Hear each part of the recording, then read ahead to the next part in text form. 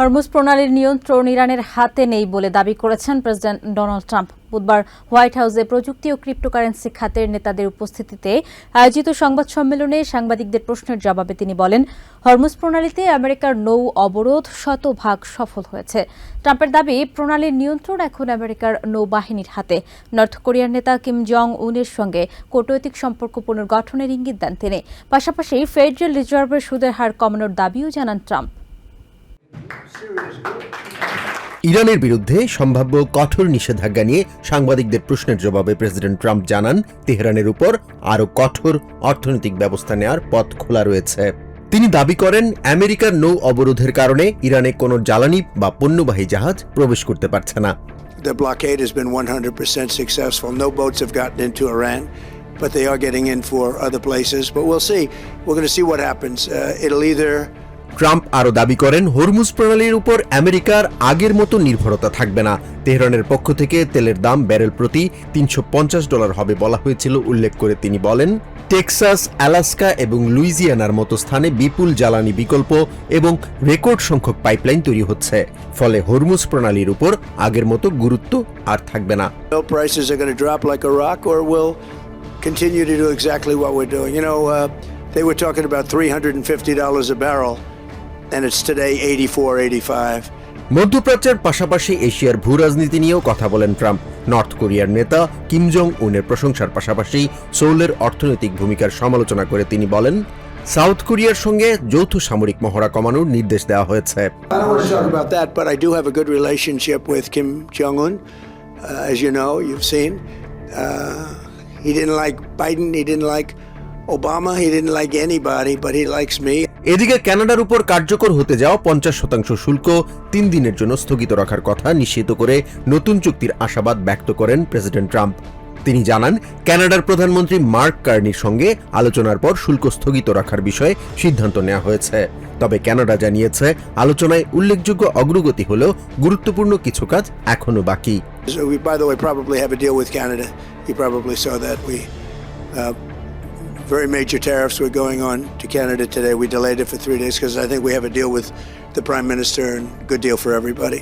অন্যদিকে ফেডারেল রিজার্ভের সুদের হার নিয়েও কথা বলেন ট্রাম্প। সুদের হার কমিয়ে আনার উপর জোর দিয়ে তিনি বলেন, অর্থনীতিতে সাফল্য এলে সুদের হার কমানো উচিত, বাড়ানো নয়।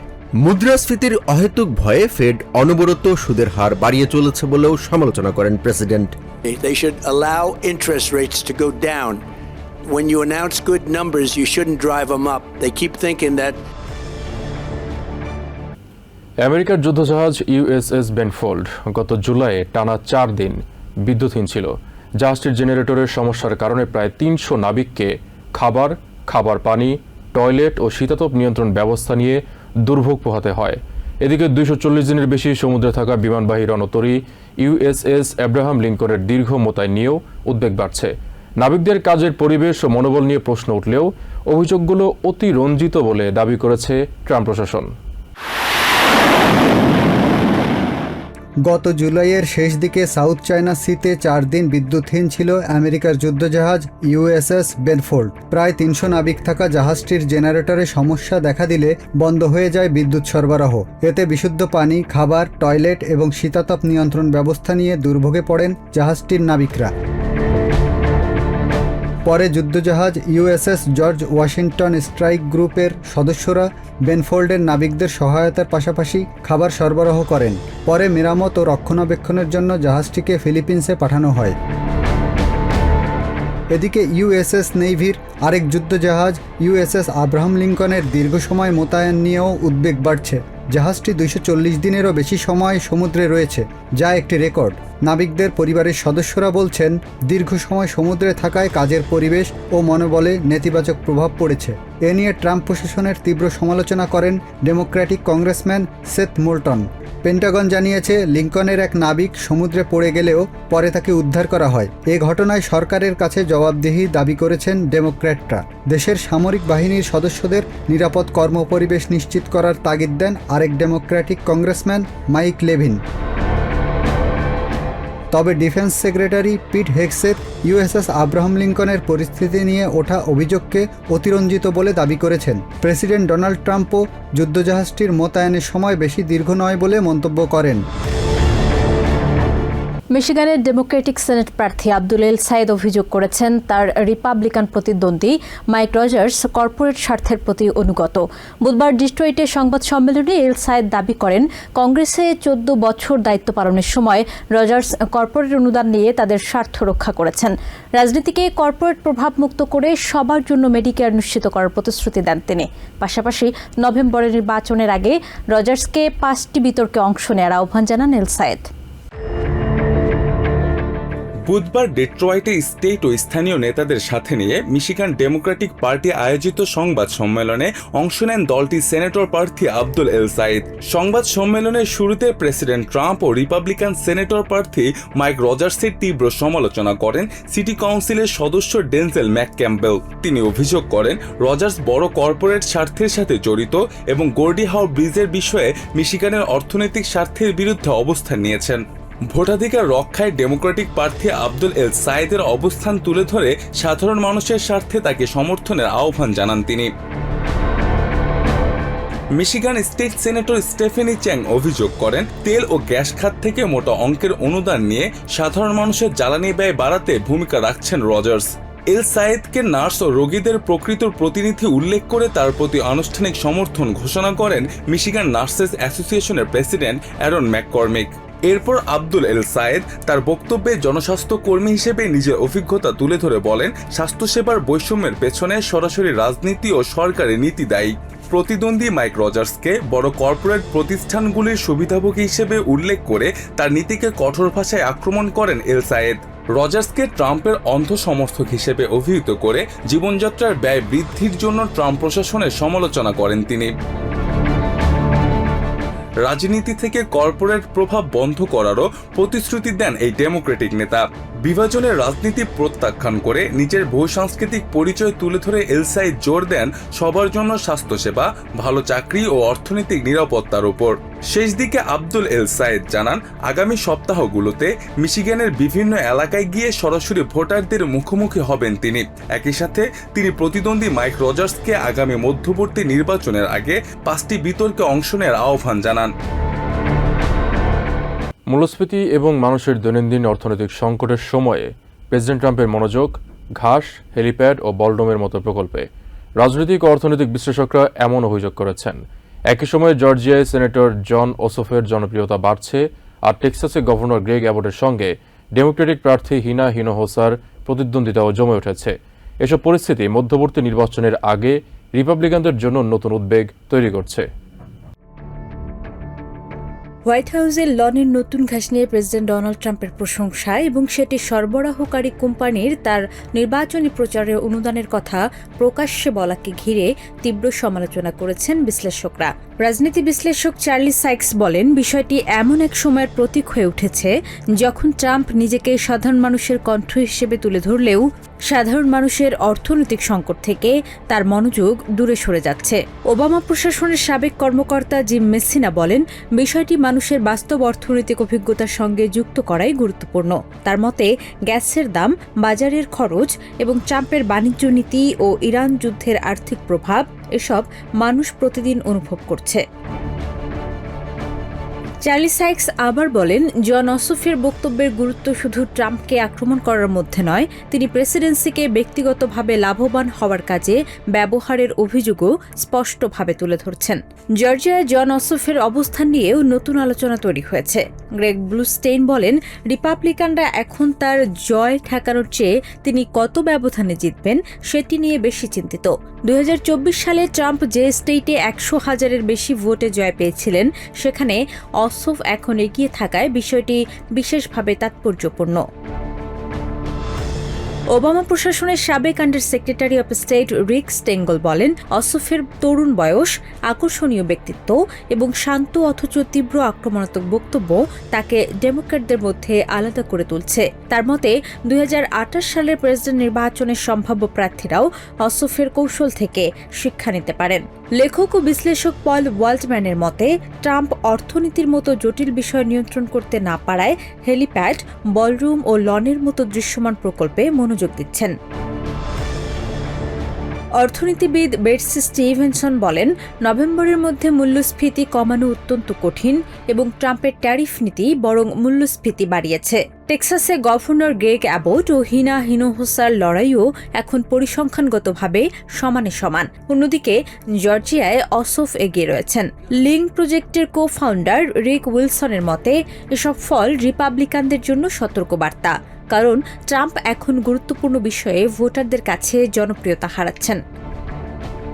হোয়াইট হাউসের আরেক অনুষ্ঠানে প্রেসিডেন্ট ট্রাম্প দাবি করেছেন কানাডার সঙ্গে আমেরিকা একটি ন্যায্য বাণিজ্য চুক্তিতে পৌঁছেছে। তিনি জানান দাপ্তরিক নথিপত্র চূড়ান্ত করতে কানাডার পণ্যের উপর প্রস্তাবিত 50% শুল্ক 3 দিনের জন্য স্থগিত করা হয়েছে।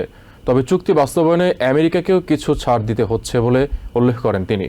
অন্যদিকে কানাডার বাণিজ্য বিষয়ক মন্ত্রী ডমিনিক লেব্লাঙ্ক জানান তাদের ডেইরি ও পোল্ট্রি খাতের সরবরাহ ব্যবস্থা অক্ষুণ্ণ রেখে চুক্তির খসড়া চূড়ান্ত করা হচ্ছে। বুধবার হোয়াইট হাউসে নির্মাণাধীন নতুন ও সর্বাধুনিক হেলিপ্যাড প্রকল্প গণমাধ্যমকে ঘুরে দেখান প্রেসিডেন্ট ডোনাল্ড ট্রাম্প। এ সময় নির্মাণ কর্মীদের সাথে নিয়ে হেলিপ্যাডের কাজের অগ্রগতি তুলে ধরেন তিনি। প্রেসিডেন্ট জানান নতুন শক্তিশালী সিকোরস্কি হেলিকপ্টার সহজে অবতরণের জন্যই এই উদ্যোগ। They couldn't land on the grass because the power is so great of the engines that the grass would get ripped up. They tried it. হেলিপ্যাডের মূল কাজ প্রায় শেষ।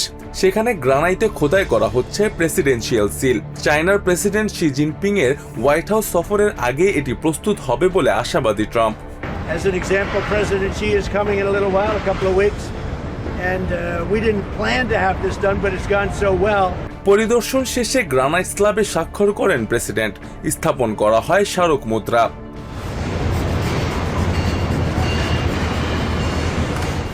এরপর কানাডার সঙ্গে বাণিজ্য চুক্তি প্রসঙ্গে কথা বলেন ট্রাম্প। তিনি জানান দেশটির প্রধানমন্ত্রী মার্ক কার্নির সাথে টেলিফোনে ইতিবাচক আলোচনা শেষে একটি ন্যায্য বাণিজ্য চুক্তিতে সম্মত হয়েছে দুই দেশ। And they called yesterday and they gave us the points that we had to have. Very fair deal for both. The tariffs will be non-existent for our farmers. চুক্তির নথিপত্র চূড়ান্ত করতে কানাডার পণ্যের উপর প্রস্তাবিত 50% শুল্ক 3 দিনের জন্য স্থগিত করা হয়েছে বলেও জানান president. And we're doing certain things. They were paying a high number. We're reducing it a little bit. It's good for everybody. এ সময় নর্থ কোরিয়ার নেতা কিম জং উনের সঙ্গে সুসম্পর্কের কথা উল্লেখ করে ট্রাম্প জানান তার সাথে সাক্ষাতের পরিকল্পনা করছেন তিনি। And I know Kim Jong-un very well, and he's going to be fine. ইরানের পারমাণবিক অস্ত্র অর্জন ঠেকানোর বিষয়ে অঙ্গীকার পুনর্ব্যক্ত করে তিনি দাবি করেন হরমুজ প্রণালীর উপর সম্পূর্ণ নিয়ন্ত্রণ ধরে রেখেছে আমেরিকা। এদিকে কানাডার উপর প্রেসিডেন্ট ট্রাম্পের ঘোষিত শুল্ক স্থগিতের পর বৈঠকে বসেন দুই দেশের বাণিজ্য প্রতিনিধিরা। অন্টারিও প্রভিন্সের অটোয়ায় দেশটির কানাডা আমেরিকা বাণিজ্য বিষয়ক মন্ত্রী ডমিনিক লেব্লাঙ্ক এবং ইউএস ট্রেড রিপ্রেজেন্টেটিভ জেমিসন গ্রিয়ারের মধ্যে এই বৈঠক অনুষ্ঠিত হয়। লেব্লাঙ্ক জানান কানাডার ডেইরি ও পোল্ট্রি খাতের সরবরাহ ব্যবস্থায় সতর্ক থেকে খসড়া চূড়ান্ত করা হচ্ছে। The Prime Minister was very clear we needed to protect supply management. We needed to ensure that the supply management regime remained entirely intact. বৈঠকের অগ্রগতিতে সন্তোষ জানিয়ে US trade representative Jamieson Greer বলেন এই চুক্তি কেবল দেশের শ্রমিক কর্মসংস্থান ও সরবরাহ ব্যবস্থাকে সুরক্ষাই দেবে না, বরং নর্থ আমেরিকার অর্থনীতিকে আরো শক্তিশালী করবে। We feel confident that we've reached an agreement that will not only continue to protect American workers, American jobs, American supply chains, but really strengthen the North.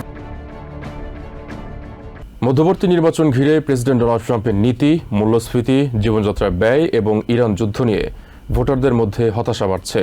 আইওয়া O ওহাইওর battleground ডিস্ট্রিক্টে ভোটারদের সঙ্গে কথা বলে এই অসন্তোষের চিত্র উঠে এসেছে। দেশের মধ্যপশ্চিম অঞ্চলের ভোটারদের কেউ কেউ বলছেন প্রেসিডেন্ট তাদের বাস্তব কষ্ট বুঝতে পারছেন না। ট্রাম্পের সমর্থকদের মধ্যেও বর্তমান প্রশাসনের নীতির প্রতি হতাশা ও ক্ষোভ দেখা যাচ্ছে। এই অসন্তোষ এখন শুধু জনমত জরিপেই নয়, ভোটারদের সরাসরি কথাতেও উঠে আসছে। প্রেসিডেন্ট ট্রাম্পকে 3 বার ভোট দেয়া আইওয়ার ডেভেনপোর্টের বাসিন্দা ডার্সি লিলিকুইস্ট প্রেসিডেন্টকে সাধারণ মানুষের বাস্তব জীবন বোঝার আহ্বান জানান। তিনি বলেন মাসে $1,500 সোশ্যাল সিকিউরিটি নিয়ে কিভাবে একজন প্রবীণকে জীবন চালাতে হয় ট্রাম্পের তা সরাসরি দেখা উচিত। ডার্সির অভিযোগ প্রেসিডেন্ট সাধারণ মানুষের কষ্ট বুঝতে পারছেন না। ওহাইওর টলিডোয় একই ধরনের ক্ষোভের কথা জানান স্থানীয় বারবার স্টিভেন অ্যান্ডারসন। তার মতে মানুষ এমন এক যুদ্ধ নিয়ে বিরক্ত যেটি তারা চায়নি। একই সঙ্গে ট্রাম্পের ট্যারিফের কারণে ভোক্তা পর্যায়ে পণ্যের দাম বেড়েছে বলেও তিনি অভিযোগ করেন। তার নিজের ব্যবসায় ক্লিপারের দাম দ্বিগুণ হয়েছে, বেড়েছে সরঞ্জাম, ইউটিলিটি ও ভাড়ার খরচও। বিশ্লেষকরা বলছেন সবচেয়ে বড় প্রবণতা ট্রাম্পের প্রতি রিপাবলিকানদের একটি অংশ ও স্বতন্ত্র ভোটারদের হতাশা। তাদের অভিযোগ ট্রাম্প মূল্যস্ফীতি দ্রুত কমানোর প্রতিশ্রুতি দিয়েছিলেন, কিন্তু তা হয়নি। একই সঙ্গে নতুন যুদ্ধ না করার প্রতিশ্রুতির পর ইরান যুদ্ধ শুরু হওয়ায় গ্যাসের দামও বেড়েছে। বাইডেন প্রশাসনের সাবেক উপদেষ্টা জন ম্যাকার্থির মতে ট্যারিফের বাইরে ট্রাম্পের নীতির অনিশ্চয়তা দেশের মানুষের উপর বিশৃঙ্খলভাবে কর আরোপ করেছে। তার ভাষায়, ব্যবসা ও পরিবারগুলো কয়েক মাস পর কি হবে তা অনুমান করতে পারছে না, ফলে গ্রোসারি ও গ্যাসের খরচ হঠাৎ বেড়ে যাওয়ার আশঙ্কা তৈরি হচ্ছে। বোস্টন গ্লোবের সাংবাদিক জ্যাকি কোচিনিচ বলেন, গ্যাস ও খাদ্যের বাড়তি দাম রিপাবলিকান প্রার্থীদের জন্য বড় বাধা হয়ে দাঁড়িয়েছে। ব্যবসা বিশ্লেষক রন ইনসানা বলেন, ইরান যুদ্ধের কারণে জ্বালানি, ডিজেল ও সার ব্যয় বাড়ছে। এর প্রভাব খাদ্য, পরিবহন ও মর্গেজ খরচেও পড়ছে। তার মতে সাধারণ মানুষের বাস্তব অভিজ্ঞতায় এই ব্যয়ই এখন অর্থনীতির সবচেয়ে বড় চাপ। আলাস্কার রাজনীতিতেও গ্যাসের দাম গুরুত্বপূর্ণ হয়ে উঠেছে। জ্যাকি কোচিনিচ বলেন, যুদ্ধটি ছিল ট্রাম্পের নিজের পছন্দের সিদ্ধান্ত, অথচ তার অনেক ভোটার তাকে ভোট দিয়েছিলেন দেশকে যুদ্ধ থেকে বের করে আনার আশায়। পেনসিলভানিয়ার গভর্নর জশ শাপিরোও ট্রাম্প বিরোধী ভোটারদের সক্রিয়তার কথা তুলে ধরেছেন। তার মতে ট্রাম্পের বিশৃঙ্খলা, কঠোরতা ও দুর্নীতির রাজনীতির বিরুদ্ধে ভোটারদের মধ্যে তীব্র অসন্তোষ তৈরি হয়েছে। টেক্সাসের ডেমোক্রেটিক গভর্নর প্রার্থী হিনা হিনোহোসা বলেন, ডেটা সেন্টারের কারণে বিদ্যুৎ ব্যয় বাড়া নিয়েও সাধারণ মানুষের ক্ষোভ তীব্র। তার ভাষায়, টেক্সানরা ক্ষুব্ধ এবং অতিষ্ঠ। অর্থনীতি, যুদ্ধ ও ট্রাম্পের নীতির এই ক্ষোভ শেষ পর্যন্ত নভেম্বরের মধ্যবর্তী নির্বাচনে কতটা প্রভাব ফেলবে সেটি এখন বড় প্রশ্ন।